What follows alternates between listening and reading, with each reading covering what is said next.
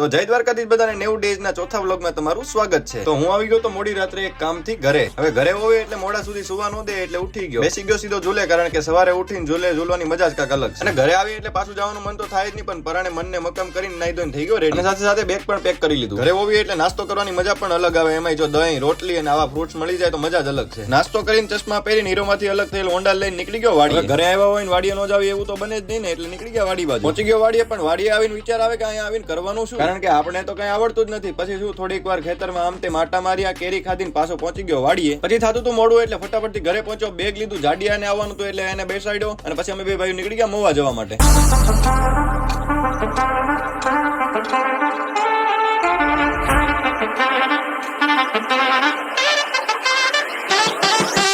પહોંચી ગયા પેટ્રોલ પંપે, નાખી દીધું ગાડીમાં થોડું ફ્રૂટ સલાડ ને પછી નીકળી ગયા મહુવા જવા માટે। પહોંચી ગયા મહુવા ને સીધા આવતા રહ્યા શોરૂમે। અંદર આવી ગયો, સાફ સફાઈ તો થઈ ગઈ, સીધું પીસી ઓન કર્યું ને ભગવાનને દીવાબત્તી કર્યા। અને ડેઈલીનું એક કામ તો ફિક્સ જ હોય, હિસાબ કરવાનો, એટલે લાગી ગયો હિસાબ કરવા। અને પછી થોડેક કસ્ટમરે કપડા વિખાવા તો એને ફટાફટથી એંગલિંગ કરી। અને આજે હતો રવિવાર એટલે 3 વાગે દુકાન વધાવી લીધી ને પછી હું ને રમા કાકા બે નીકળી ગયા રૂમે જવા માટે। અને જો આજનો વ્લોગ તમને ગમ્યો તો વિડીયોને લાઈક, શેર, ફોલો કરી દેજો। હું મળું તમને બીજા વ્લોગમાં। જય દ્વારકાધીશ, બાય બાય।